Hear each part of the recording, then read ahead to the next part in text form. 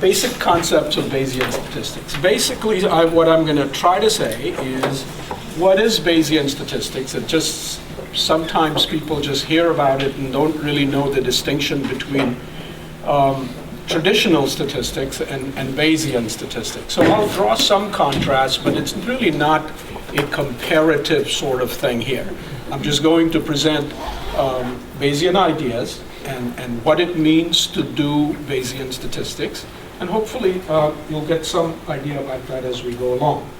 So this is about the CME credits. I think perhaps all of you know about that. And if you could go ahead and sign up for it if you want. Educational objectives for today: gain an introductory level of understanding of what is Bayesian statistics. Learn the essential concepts. So we'll go through some specific, very, very simple examples that will illustrate what conditional probability is, what are priors, posteriors, and predictive distributions, credible intervals, and I'll also talk about testing hypotheses in the Bayesian framework, how that is done. And then finally, I'll say sort of some practical things about when should you really turn to Bayesian statistics, and when do you actually get an advantage? Because most of the times the answers will be very similar, but sometimes they're different and you can get an advantage. I'll try to point out, perhaps, in a very cursory way, when that might be useful. Okay. So, Amy, what's going on here? They're working. The arrow that just worked stopped working. You might want to pull that using that. Okay.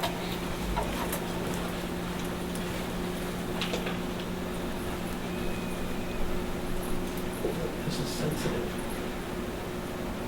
Okay. No relevant financial relationships to disclose here. Evaluation forms, you should fill them out. And let's see. So the outline. First I'll talk about interpretation of probability, because that is something that is different in Bayesian statistics than in traditional statistics. So that's an essential idea. Conditional probability and Bayes theorem, that's really the same whether you do traditional statistics or Bayesian statistics. That's no different, but it's a very important tool for us in Bayesian statistics. So I'm going to talk about that. And then you have prior, posterior, and predictive distributions, credible intervals, testing of hypotheses, and then, as I said, when this will be useful. All right, so let's get to it. Traditional view of probability is a long-run relative frequency. If you do something over and over and over again exactly the same way, what's the chance that something will happen, right? So if you flip a coin and say, how many times do you get heads? What is the probability? That's what we call a probability. The fraction of times you would see heads would be a probability. So it's usually attached to the process itself. So in games of chance for a casino, they know exactly what's going to happen because there are going to be lots and lots of trials, and that's what is called the probability. The Bayesian view is a little different. It says that it's a degree of uncertainty. Well, whose uncertainty, right? I mean, it's in your mind. So it is inherently a subjective notion. But we try to calibrate that subjective notion by actually observing data. But the essential concept is that the probability is a subjective assignment of the degree of uncertainty. And we do this all the time. What is the chance of snow tomorrow? Tomorrow is not repeated any number of times. It just happens once. And so you're supposed to talk about what is that probability of snow tomorrow. And women do this all the time. Prediction of outcome for an individual patient falls in the same category. So now, conditional probability is a very important idea, more so in the Bayesian statistics, but also in traditional statistics. Conditioning is a very important thing. So let's think about what that is. So I'm going to start out by taking a very simple example. Let's say 20% of adults smoke, right? So in probability language, I'm putting it this way. What does that mean? How does a proportion turn into a probability? Well, I've got an experiment in mind. I'm randomly going to select one person from the population and see if they smoke or don't smoke, right? So for that experiment, I can translate everything about populations and proportions into probabilities. So that's the language I'm going to use. So so you know the 20%. So the probability that you get a smoker is 20%. 45% of smokers are women. So here is the conditioning part. So if the randomly chosen person is a smoker, then the chance that the person is a woman is 45%. That is a conditional probability that I'm telling you. Okay, how does that, but it's very different. If you switch these two, don't ever confuse them because they mean completely different things. This is the proportion of women that smoke. It's a completely different idea, right? I'll give you some more examples. And I'm saying, let's just call that 18% for this example. Not to flip the two is very important. An overwhelming majority of race car drivers are men, but only a small fraction of men are race car drivers, right? So we know that you simply cannot switch the conditioning. It's a completely different animal. So it's crucial to keep what I call target and conditioning events clear and straight, okay? Target event is whose probability you want. Conditioning event is what you already know.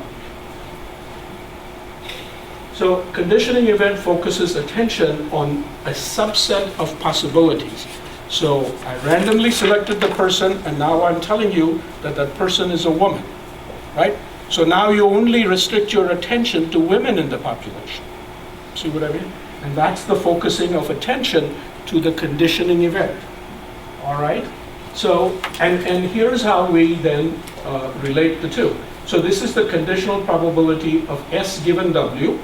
That's the probability of S and W. That means a woman smoker.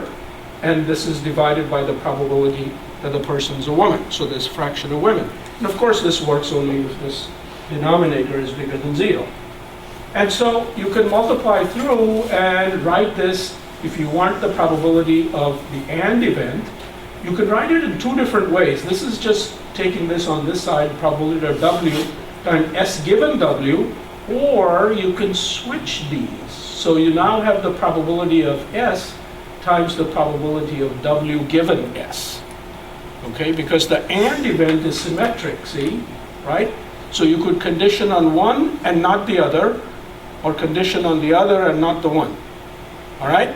So this is what gives you the possibility of switching these if you use the correct formula.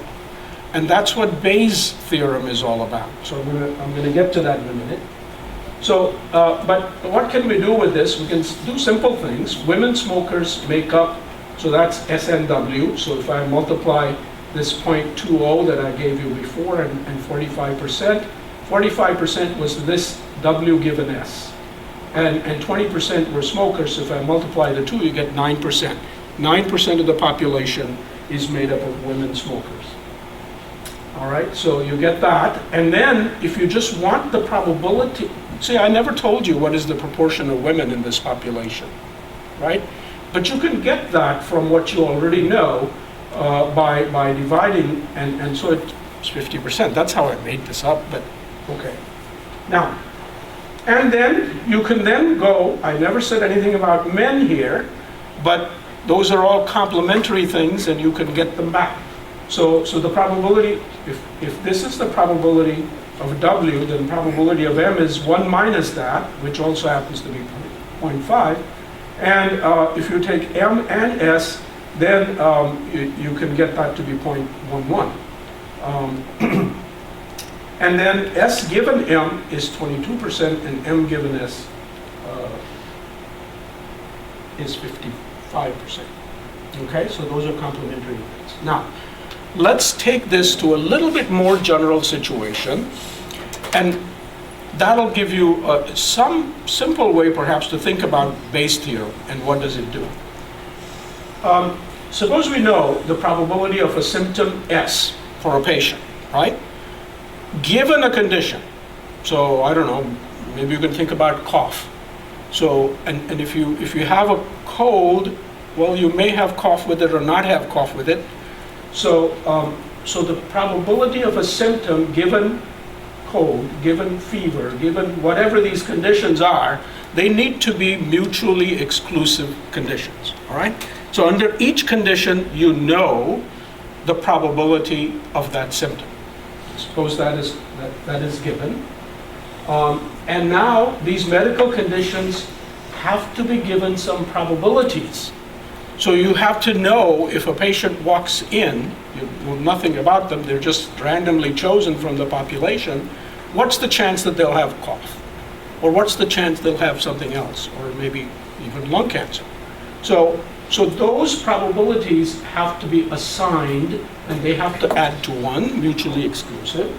So all of this is given to you, and now a patient shows symptom S. Right? Now about that patient, you have this information that they are showing symptom S.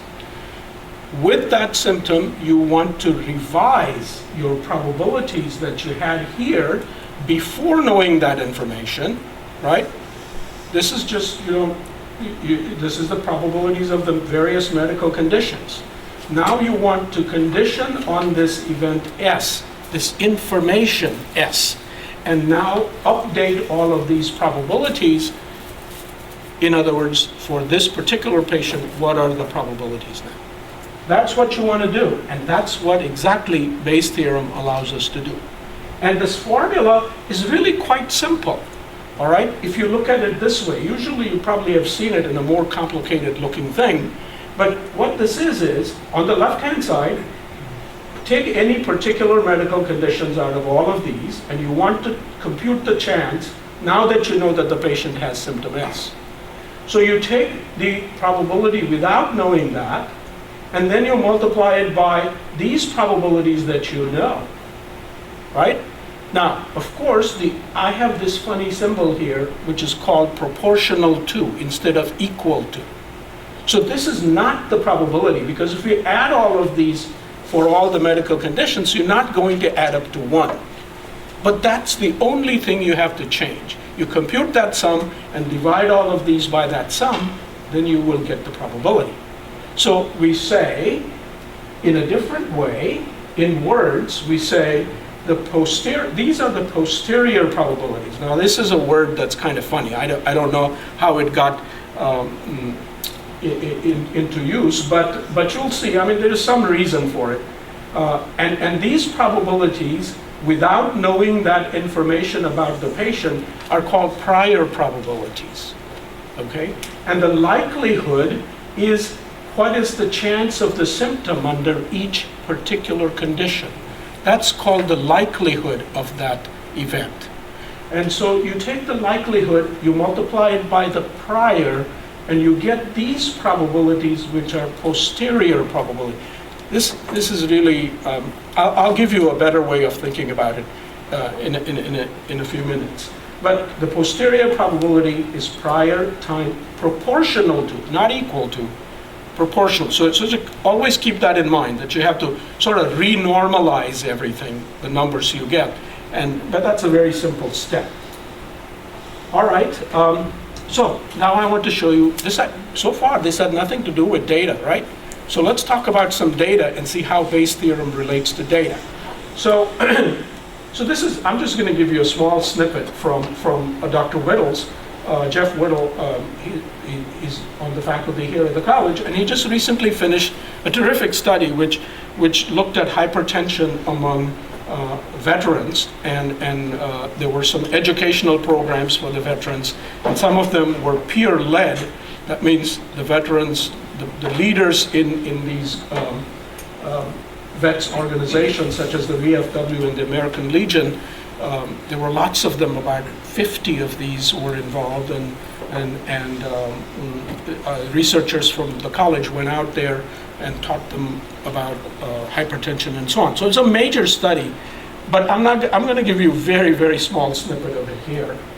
And that is, there was a random sample of 404 vets in the study, and out of them, 184 had uncontrolled hypertension at baseline. And that's all we're going to talk about. I'm not going to talk about very much more.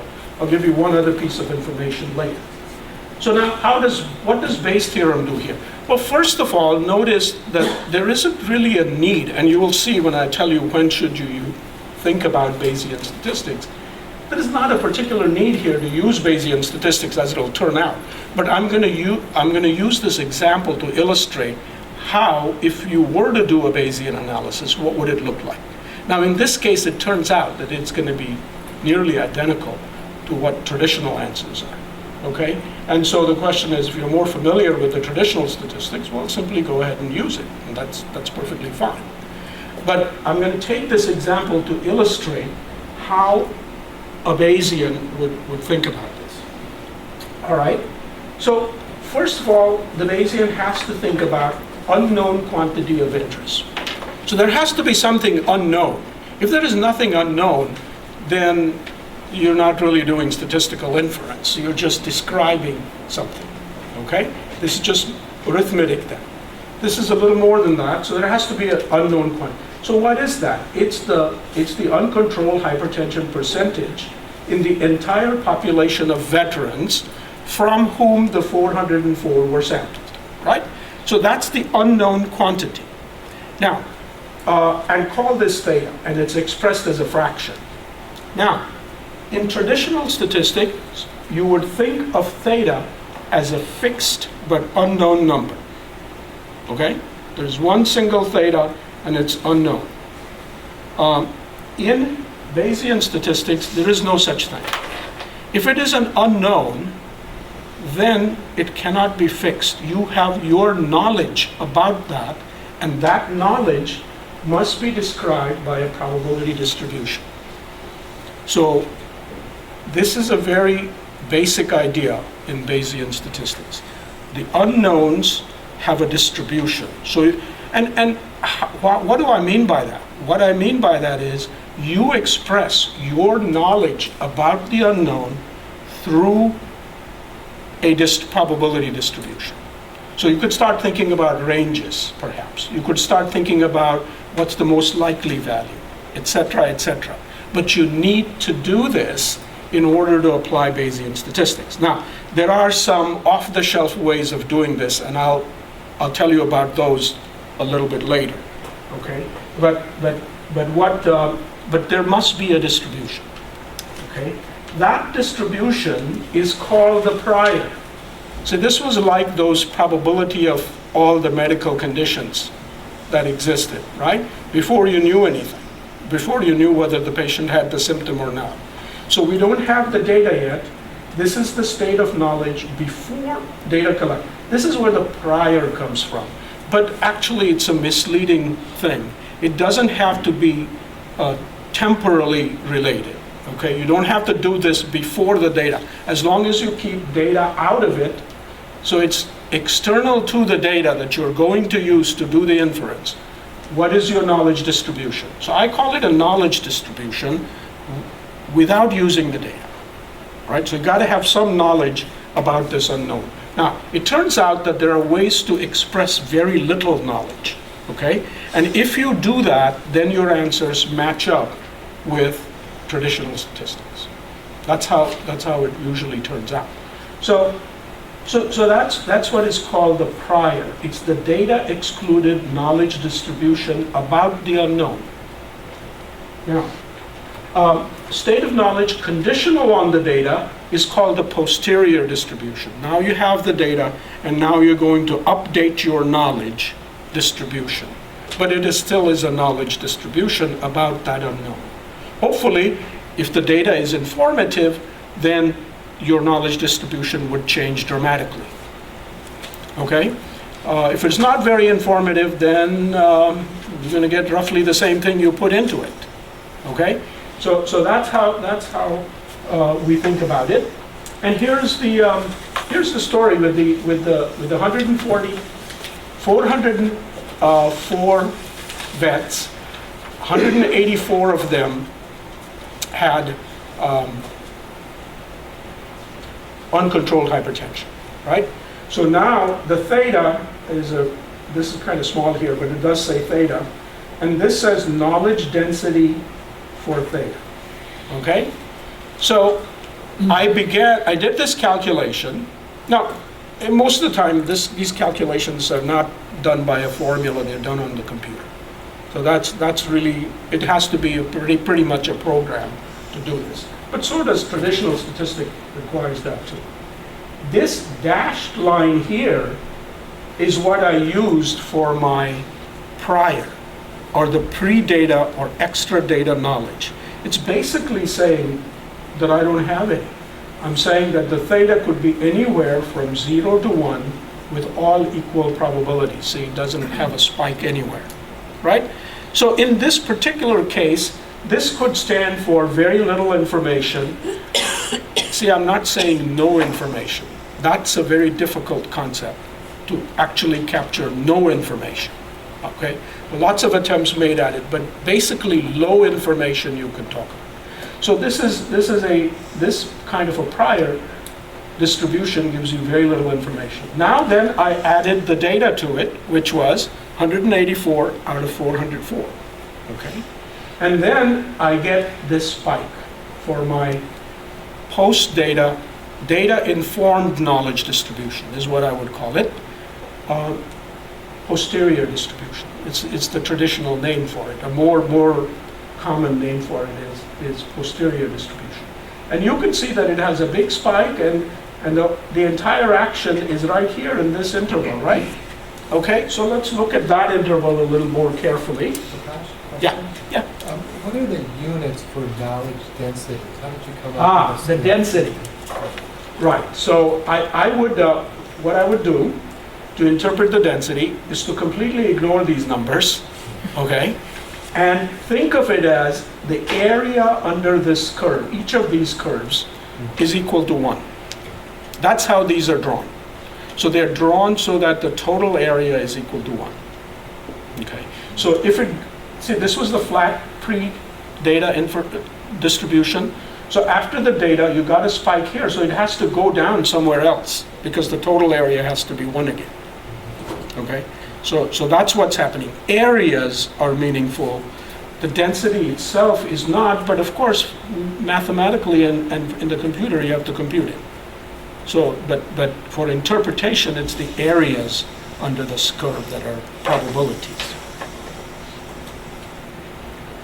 So here, I just expanded this region where this most of the action is after the data came in, and you can see that what can you do from this? Well, you can calculate various things. This solid line is what we call the posterior mean.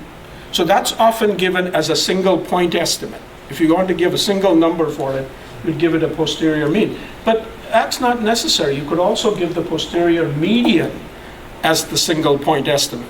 So as a Bayesian, you don't really focus too much on a particular estimate, but this whole distribution is what's telling you the story about your unknown. So one simple idea is to make 95% equal tail. So I made this tail equal to this tail area, and then I figured out that the 95% interval is from here to here. Okay? Now, that is typically called credible interval. I don't know why somebody coined that for about 50, 60 years ago. And it's kind of stuck. It kind of looks like confidence interval and credible interval. But it really is a posterior probability interval. It's the probability is 95% that the unknown that you have is in this interval given the data. After the data, you can now say that there is a 95% probability that the unknown is in here. Notice, this is a straightforward sentence.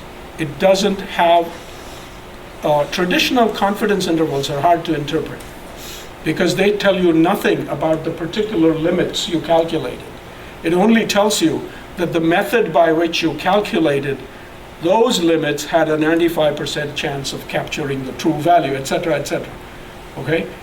This is very direct and simple. Of course, it requires probability, to be a somewhat subjective notion. Okay? So that's what, now, as I said, if you calculated the traditional confidence interval, it's going to be almost identical in this case, because my prior did not use very much information. That's the reason for it, okay? So that's going to give you one hint as to when you want to do Bayesian statistics, okay? Or when not to do it, I suppose. Or when there is not a need to do it. It's not when not to do it. As a Bayesian, I'll never say that. Okay, here's another thing you can do. Predictive distribution. This is one advantage of doing Bayesian statistics, and that is that predictions are straightforward, okay? I won't tell you exactly how I did this, because that sort of is a course in Bayesian statistics that'll tell you that, but it's very simple in the computer to do this. Now, what is this? See, this you cannot read, but let's suppose that now that you took the random sample of 404 vets and you got the information of 184, now you're wondering, oh, but you know, one of the physicians might think, well, I have a patient panel of 100. I wonder how many out of those have uncontrolled hypertension, right? Suppose you wanted for that group of 100. Okay, that's the prediction you want. So that's what I did here. So this is, now notice that this is a wider interval than the one on the previous. Say this goes from about 20 something to about almost 70, right? But if you looked at the estimate, it doesn't. There's nothing beyond these, right? So what this is talking about is in the 100 new patients, or patients that will, that's a predictive distribution. That's a very different creature than the unknown, which is the percentage of uncontrolled hypertension in the entire population. Okay? So when you're quantifying your predictive variability, you must not think about that unknown. It has relevance, of course, because the unknown has variation in it, and plus the 100 that you're going to take are going to be a random sample, so that's added variation, and this predictive distribution combines both of them. Okay? And in the Bayesian framework, it's a very simple thing to do, and it's a correct quantification of your total uncertainty about that prediction. So there is another point, right? If you want to do prediction, that's a good time to use Bayesian statistics, even if you don't have a strong prior distribution. So even if your prior opinion was very low information, you might still want to go to this if you are interested in prediction, because it's more natural and more direct to calculate. And I'll show you some more about this. So predictive distribution can address a single individual or a group. I just did a group of 100, but you could do this for 2 or 5 or 10 or whatever. Okay, the uncertainty would be more, of course. It includes the data-informed uncertainty in the knowledge of the population parameter, as well as the patient-to-patient or group-to-group variation. I already said that. And then traditionally, prediction has been, I think, underutilized in medical studies. I think it can be very useful to think about prediction. And this may be partially due to, as traditional statisticians, we'll perhaps discourage that because it kind of opens up a big can of worms and we can't really do it very well. But if you use Bayesian statistics, it's really quite straightforward to do. So if you have questions like that, then that's a good time to do this too. Now, another advantage, I think, is more freedom in asking questions. All right? So let's see. I mean, once you get the posterior distribution or the data-informed knowledge distribution for the unknowns that you are handling, and I'll show you a little bit more about that in a minute or two, then it is generally easy to describe posterior distributions of other quantities that derive from these unknowns. Okay? So what do I mean by that? Well, let's see. Suppose that I have I'm thinking about data on heights of 2 age groups of children. okay? And you might want to know the mean, the standard deviation of age group 1, mean and standard deviation of age group 2. Those are your basic unknowns about those populations. You take a sample from each of these populations, you get data. After the data, you update and you get posterior knowledge distributions for all of these, right? But what you may be interested in is something quite different. The difference, for instance, is a simple thing that comes to mind, right? Or the ratio of standard deviations, or the difference in standard deviations, or you could make it even more complicated. Sigma over mu is called coefficient of variation, right? Standard deviation, what percentage is it of the mean? And you might want to know the difference in those. That's fine. It's very, very easy to drive the knowledge distributions of these basic unknowns to anything else you compute from them.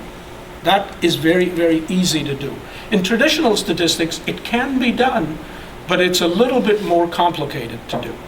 And it's not as straightforward as it is here in Bayesian inference. So that traditionally, we have discouraged people from asking too many questions beyond the mean and the standard deviation, and then test some hypothesis, get a p-value, and then stop. Okay? You don't have to do that. If you have a posterior distribution, you can ask lots of questions that are different from the basic quantities, and including prediction, as I told you. So here's an example of that, okay? So in this example, well, actually, I went back to Dr. Weddle's data, and I broke it up into those that have body mass index 30 or more, and those that are less than 30, okay? Just made up these two groups. And once again, I took a very low information prior, so these answers would be very similar to what you would get from traditional statistics. But you wouldn't get a distribution, you wouldn't call it a posterior distribution because this mean DBP for the two unknowns, they're not supposed to be random. But here in the Bayesian world, they are. And so I have a knowledge distribution for this, and the data is telling me quite a difference, right? The difference is around 4 or so, okay? So that's great, but I might want something else. And the next slide I'm going to show you is, suppose I want to know not just what is the difference in the means. This is what the story is. It's actually not even a difference. It's the actual means, right? So you could subtract and make it a difference in the means and get a distribution for the difference. That's actually probably quite useful. But I wanted to show you a somewhat more complicated thing. So think about the 75th percentile. This is, oh, by the way, I never said this very well. Now I'm measuring the diastolic blood pressure, okay? So this is not hypertension, yes or no, but this is the actual diastolic blood pressure at baseline, okay? So the mean DBP is here for one group and around 74, 75 for the other group. So now, what I want to think about is what is the upper quartile, 75th percentile for each of these two groups, and what's the difference in that? Okay? So I'm not just the difference in means, but I can look at the difference in the upper quartiles of the two groups. Notice, not just the sample here, that's just my information. I'm talking about all vets, right? That's the unknowns are about all vets. Okay, this is the distribution. So when I computed it, it's again around 4, you know that's going to happen. But what's more important, it tells you the uncertainty about it. So notice that to the left of 0, there is very little, right? So you can be quite confident that the 75th percentile for the high BMI group is higher. It's actually, if you were to give a point estimate, it'll be around 4, but you could give an interval estimate for it, 95%, or you could simply look at this probability as kind of like testing hypothesis. It's not exactly that, but You could approximate that. You could talk about that probability. What is the probability that's less than 0? Now, you might think, well, okay, well, that's great. I want to show you how these uncertainties are driven. If you take now, instead of the 75th percentile or the upper quartile, let's suppose you wanted to think about the 95th percentile. Now we're going way into the tail of the DBP distribution, right? High end. And what is the difference in the 95th percentile for those two groups? That's what you want to find out. What is the uncertainty there? Well, here's the uncertainty there. I put them side by side now.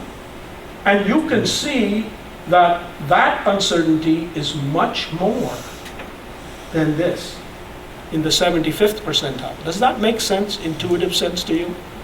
Right? The data is not telling you as much about the 95th percentile difference than about the 75th percentile difference. It makes sense. Okay? And this is all correctly driven. That's what I was mentioning before. The original uncertainty calculation is here in the means. Those were our original parameters, or unknowns, if you will. But that uncertainty, having seen the data, is now getting driven to other things that are of interest to you. And we can calculate that. And this is what I mean by more freedom in asking questions. Okay? Now, another point is accumulating knowledge. So now let's think about Dr. Whittle, let's say 5 years from now, and he's going to study this population again. And I'm going back to the uncontrolled hypertension percentage now, where we calculated that spiked posterior distribution. How should he begin now that study? He has knowledge about the percentage, right, from his previous study. Should he simply use that, or should he ignore all of that and begin again with a flat prior? This is what is done in traditional statistics. We don't accumulate knowledge. If we do it in a very informal way, okay? But this is a formal way of doing it. Now, if you could then say, all right, well, then I already have the posterior from study 1, use that as a prior in study 2. Now, if the two studies are close in time together and the populations have not changed and the medical treatments haven't changed and knowledge about hypertension hasn't changed very much, maybe you can justify that. But you could always make the case that 5 years from now, things will change and maybe we'll have better hypertension control, and so there might be some changes, right? So you might want to consider taking the study's results from study 1 and incorporate some other external knowledge that you have about it. The point here is Bayesian statistics allows you, so I'm saying here, should it be somewhere between these two extremes, that to incorporate the knowledge but not use it completely as a prior because it may not be exactly relevant in the new study. All right, now you can see that there is, when you bring in this external knowledge, it has to be brought in some sort of a way that you can convey to others that it is a reasonable assignment of the prior distribution. You really cannot get away from that. You have to justify your prior, okay? Especially for scientific reasons.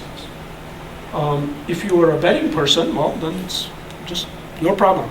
No, you have your own subjective. But even if you are a betting person, this is how you should proceed, because that would give you, a reasonable chance, I guess.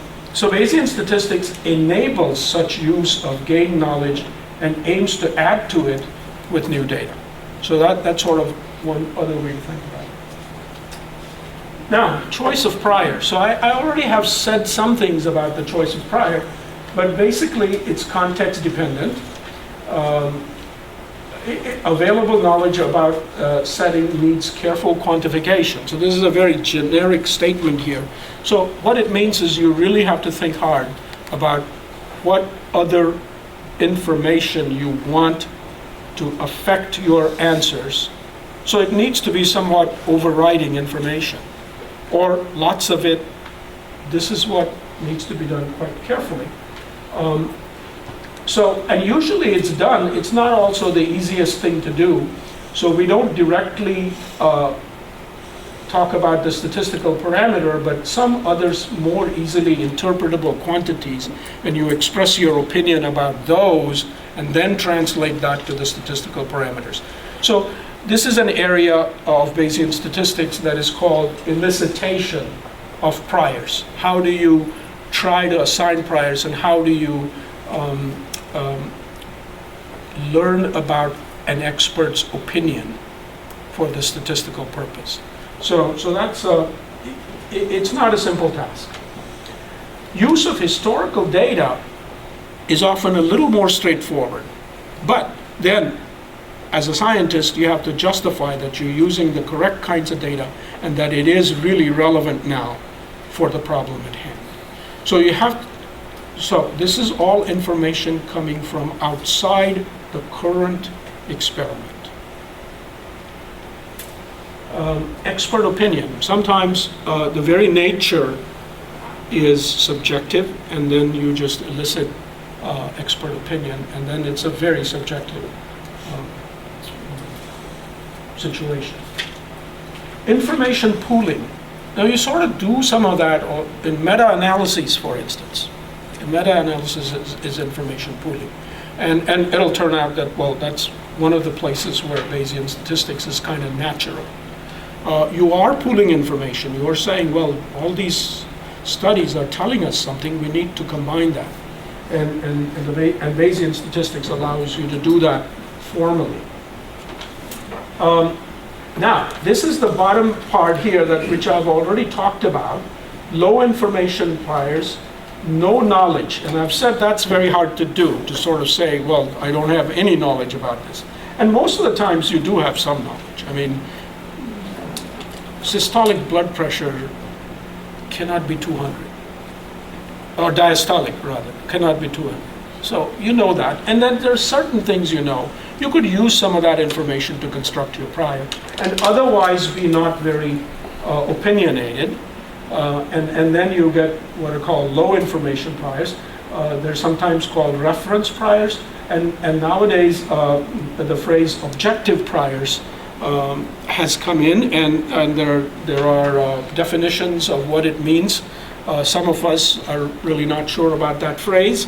But anyway, there are good justifications for getting somewhat close to this idea anyway of objectivity. It would be something more like priors that would have wide consensus agreement. You could think about that. That's really what that is. But inherently, Bayesian statistics is subjective. Now, let's see. Testing hypotheses. How do we test hypotheses in the Bayesian world? I'm going to give you a very, very quick introduction to that, because it is so quite different from how you test hypotheses in the traditional statistics. So let's suppose we go back to our hypertension example, and we are going to test whether that theta, remember there was that theta, which was the probability or the proportion of veterans that have uncontrolled hypertension. One hypothesis is that it is less than 0.5, and the other hypothesis says it's 0.5 or more. Okay? Just make them up and say, well, let's test these hypotheses. Notice I'm not calling a null hypothesis and an alternative hypothesis. Turns out there is no need for that. In Bayesian hypothesis testing, the hypotheses are symmetric. You do not have this, you don't have to think about the burden of proof idea, okay? If you want to bring in the burden of proof, there is a different way to do it, and I'll show you that in a minute. But the hypothesis statement is just two statements about the unknown, okay? Now, there are some ingredients we need in order to do this, and first we need to assign a probability to this hypothesis. Notice now, you would say, what does it mean? A traditional statistician will say, well, that's kind of I don't know what that means because a hypothesis is either true or it's false. We just don't know whether it's true or false. A Bayesian says if you don't know, then you must assign a probability to it. Okay? That's what we started out with, right? The interpretation of unknowns. So if you don't know, then you must assign a probability. So you have to assign one. It turns out that we can get around this, and I'll show you in a couple of minutes how. So, and then you must have prior distributions for theta under each of these alternatives. Okay? But you might say, if you want to be low information, then you might again use a flat prior from 0 to 0.5 in this case, and from 0.5 to 1 in this case, right? So we'd probably agree on that if we don't want to put in very much information into the analysis before the data, okay? So those two priors are needed, one here, one for this. And then, on top of that, we need to know what is the probability of the null hypothesis. And then we need data, of course. So now what am I going to do? It's a very simple thing for Bayes, right? Whatever probabilities you had before the data are now going to get updated after the data. So I'm going to calculate a probability of the null hypothesis, of the H naught, I don't have one of the hypotheses, given the data, conditioning on the data. That's where the conditioning is important, and I simply talk in terms of probability. This is what you want to do with p-values, but you've been warned correctly that you cannot interpret p-values as probabilities, right?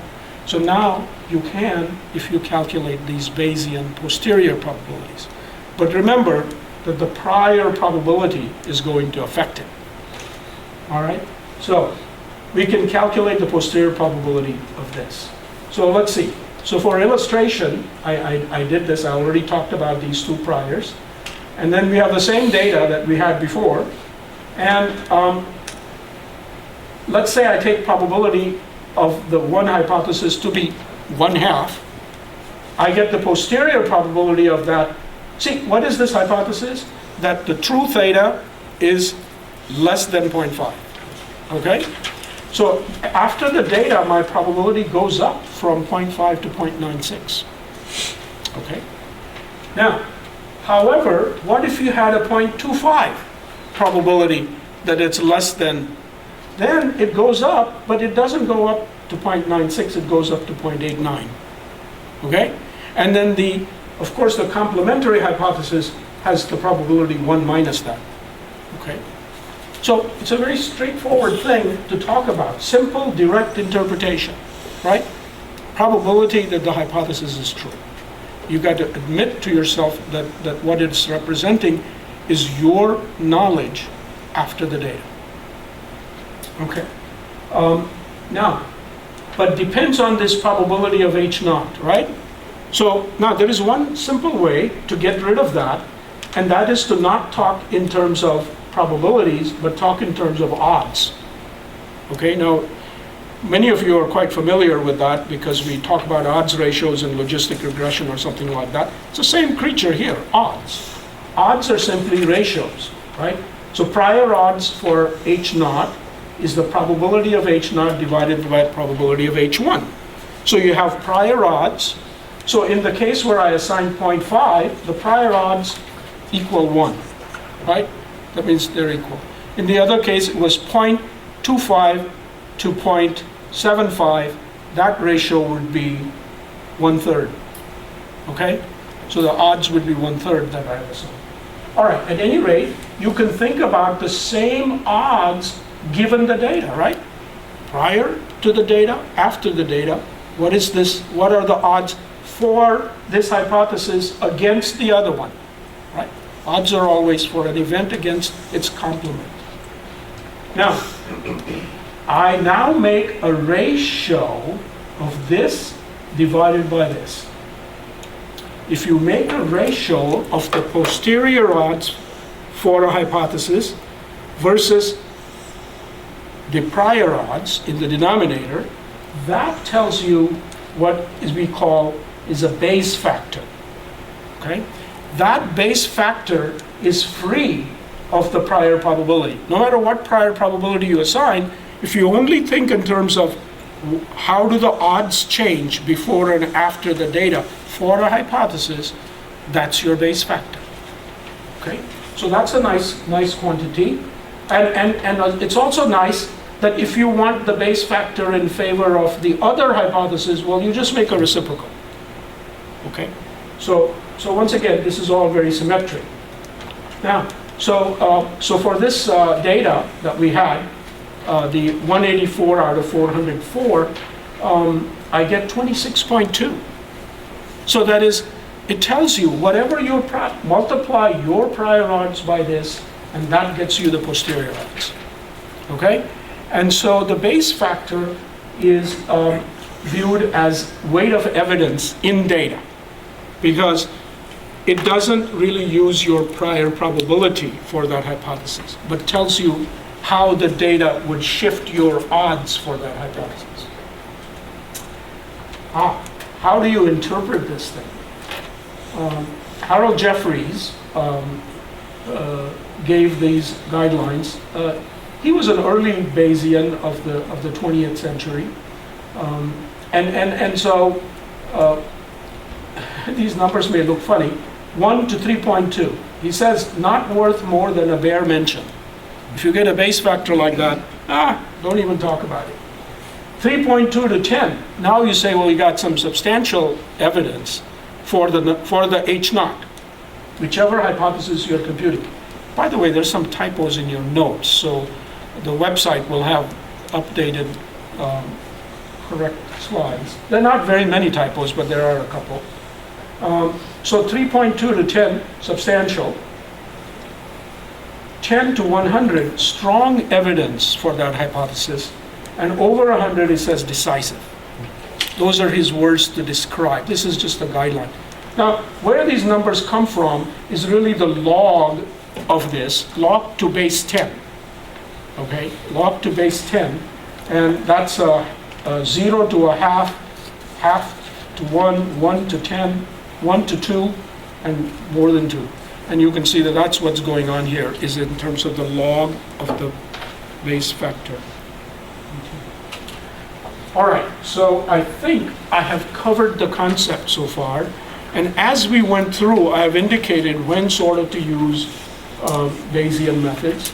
So one or more of the following should be true. Otherwise, the answers will be so similar that if it is more of an effort to do Bayesian statistics rather than traditional statistics, why do that extra effort?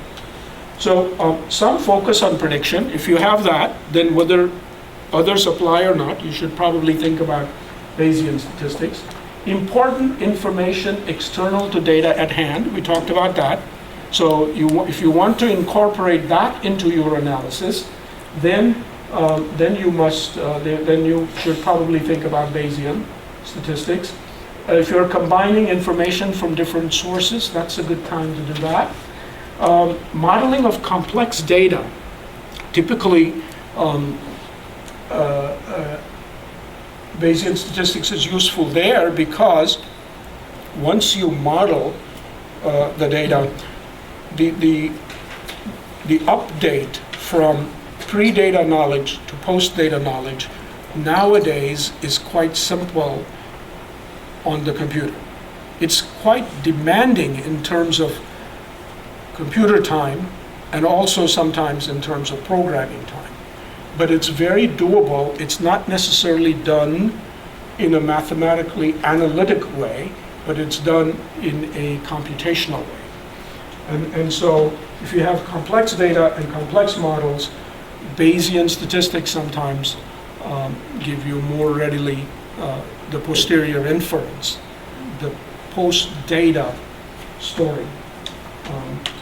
And a strong case has been made that clinical trials should be adaptive and use all the information you have up to that point in order to be more ethical and also in reducing sample size. And so there has been quite a bit of literature in that direction. It isn't quite the practice yet. There are some examples of a couple of trials done that way, but really not a well-accepted methodology, it is accepted, but it's not implemented very often.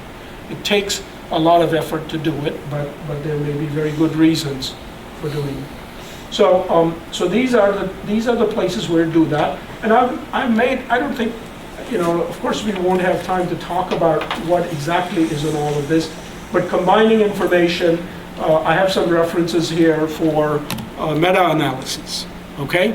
And I have this line here that says Nate Silver. Everybody know who Nate Silver is? Okay? And so his, 538.com, you can go there and he does all sorts of political predictions and so on. And he's been phenomenally successful because he uses combined information from different polling sources. Okay? And he does that in a subjective Bayesian way. His algorithms are Bayesian. And he talks about that on his website. He doesn't give you all the details of how he's going to do it because it is subjective to a certain extent. But he really rates all the polls and sees how good they are and then accordingly brings in that information. And he's been very successful. Complex data modeling is another place where this is very useful. The last one is right here with Dr. Cowley in the physiology department. Research with him, and we're working on a graphical model for studying relationships between different genes and how they fit into pathways, and it's a complex modeling situation, and some Bayesian thinking has proved useful so far. We're still working on it. And there are many other examples here also of complex data modeling. So I think that's all I want to say. If you have questions, maybe we have a couple of minutes, but I think there is something else happening here at 1 o'clock, so probably don't have too much time. Yeah? You mentioned a couple of times the importance of the suitability of your priors. What are the signs that you've chosen a prior that is unsuitable for your data? Right. So what we do typically is we do a sensitivity analysis. So we're going to vary the prior around what you specify, and then see how your answers change. So that usually gives you a very good clue. So you almost never do an analysis with just one prior. So that's a typical way of addressing the issue of whether you have said something. The other thing is, if you're before the data, if you're very opinionated, if you made a spiky prior, and your data comes out somewhere else, you're not going to allow that data to change it. So you need to have sufficient variation to allow what the data is going to take. So, right, if you are going to construct, and all of the, unless you're using, like the bottom line I had with the objective priors and the low information priors, anything else requires a lot of careful thinking about your problem and also sensitivity analysis. Yep. If you have a longitudinal study and you're measuring the same things at intervals, is there a Bayesian approach that takes into account those measurements As you collect the data? Yeah. Yes. It's very natural in the Bayesian analysis to be able to do that. Is there a That would be specific method that you would look up that talks about that, or is it just sort of fits into the framework? It fits into the framework because you basically repeat your calculations. Now, but what are you going to do with it? See, this is where the adaptive clinical trials are important. See, because you can change patient assignment to treatment depending on what you've learned. So unless you're going to do that, there is not an advantage to doing calculations at each stage. So if it is a longitudinal situation that you're simply observing, you could wait, you could make conclusions anytime, but you could wait till the study is completed. Now, if there is something you can change about the study as you go along, such as change the probabilities with which you are assigning. The more successful treatments are assigned more often, that would be more ethical. That's what Bayesian adaptive clinical trials do. So there is a question of whether you're actually changing something. Otherwise, it's natural in the calculations, but what do you do with it? Anything else? Okay, thanks.